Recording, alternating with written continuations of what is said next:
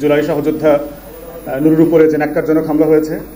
আমরা পুলিশ এবং সামরিক বাহিনীর সেনা সদস্যদেরকে যাদেরকে দেখলাম, পাশাপাশি কিছু পুরাতন আমলের হেলমেট বাহিনীর কিছু সদস্য দেখলাম আমরা, হলুদ হেলমেট পরা, এবং এই সবাই মিলে গত এক বছরে আমরা দেখি নাই যে কোনো আওয়ামী লীগের নেতাকেও ধরার পরে এই লেভেলে পিটাইছে।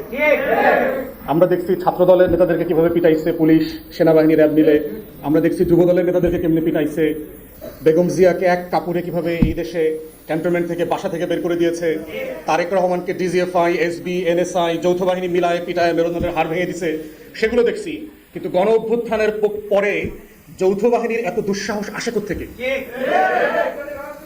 এইটা এখন আমাদেরকে সবাইকে সিরিয়াসলি এই বিষয়ে আমাদেরকে প্রশ্ন করতে জানতে হবে যে এই বাহিনী যারা গত 16 বছর দিল্লির আধিপত্যবাদ কায়েম করেছে, যাদের কারণে বাংলাদেশে 111-এর মতো একটা ইলেকশন ইঞ্জিনিয়ারিং হয়েছে, যারা বাংলাদেশকে গত 16 বছর ধরে পরতে পরতে দিনে রাতে দিল্লির কাছে বেঁচে দিয়েছে, তাদের এত বছরে তো এই মুরত ছিল না দিল্লির আধিপত্যবাদের বিরুদ্ধে আওয়ামী নেতা কর্মীদেরকে পিটাইতে।